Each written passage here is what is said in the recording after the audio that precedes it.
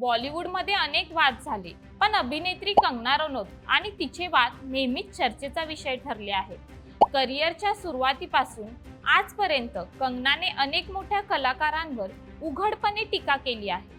त्यामुळे ती जितकी तिच्या अभिनयासाठी ओळखली जाते, तितकीच ती तिच्या स्पष्ट बोलण्यासाठी चर्चेत असते। सर्वात जास्त गाजलेला वाद म्हणजे ऋतिक रोशन यांच्यासोबत। एका मुलाखतीत कंगनाने सिली एक्स असा उल्लेख केल्यानंतर हा वाद सुरू झाला।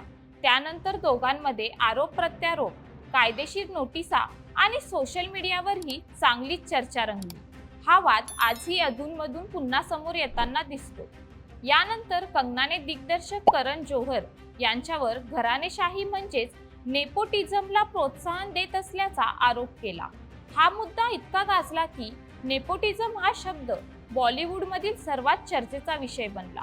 याशिवाय कंगनाने आलिया भट्ट, दीपिका पदुकोण, रणवीर कपूर, महेश भट्ट यांच्याशीही विविध कारणांवरून मतभेद झाले आणि त्यावरून अनेकदा सार्वजनिक वक्तव्ये झाली।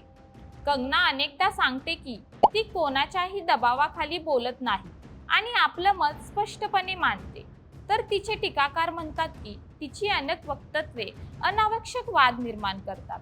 त्यामुळे कंगना रनौतचं नाव समोर आलं की तिच्या चित्रपटांपैकीच तिच्या वादांचीही चर्चा रंगते।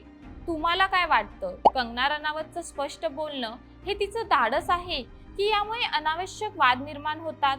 तुमचं मत कमेंटमध्ये नक्की सांगा। व्हिडिओ आवडला असेल तर व्हिडिओला शेअर आणि आपल्या चॅनलला सबस्क्राईब करायला विसरू नका।